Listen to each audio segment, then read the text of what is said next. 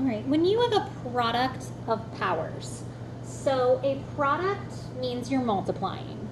When you have a product of powers, this is the way the rule is written. It says a to the m times a to the n equals a to the m plus n. What that means is if I have the same base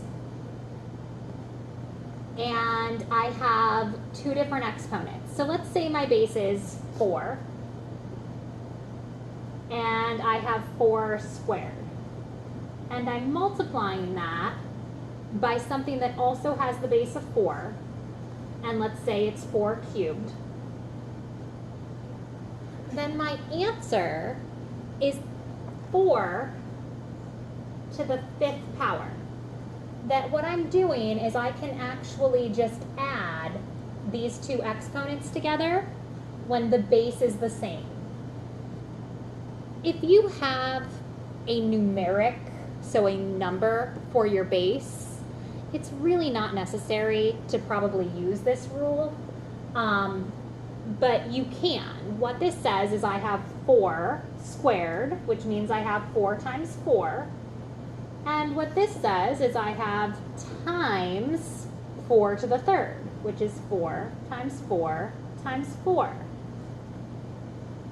So to shorthand that, I have 1, 2, 3, 4, 5. I have 4 to the 5th. So that is where that rule comes from, that if I have the same base and I'm multiplying them, then I can just add their exponents together. Like I said, with the number 4, you really could have just solved this with your calculator and said 4 to the 5th and got an answer. But when you have variables, you're not going to get an answer. You're just going to be asked to simplify, and that's the only way you can do it. So you'll have x to the 8th times x to the 4th, and you're just going to say that the answer to that is x to the 12th, and you're done.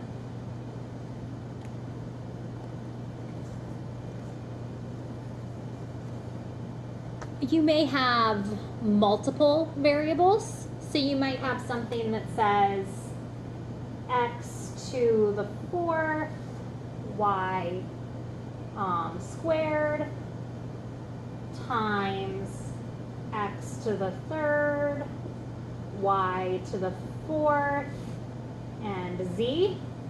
So maybe we're multiplying these together.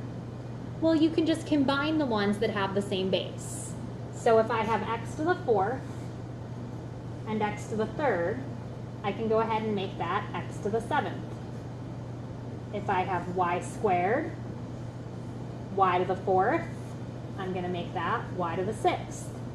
And then I still just have this z. And that is it. That is your simplified answer.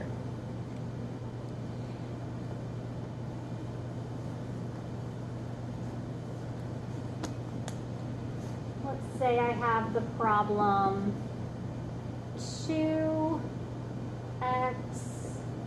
y squared z to the 3rd times 4x squared y. When you have numerical coefficients in front, don't forget you are still multiplying, even though the rule is that you're adding the exponents. This 2 and this 4 are still going to get multiplied together to give you 8. Also, don't forget that x has that little invisible 1 by it.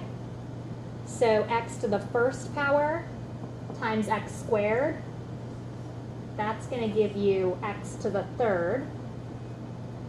And then you've got y squared. This is like y to the 1st power, so that's y to the 3rd. And then you have this z to the 3rd. And that's your answer.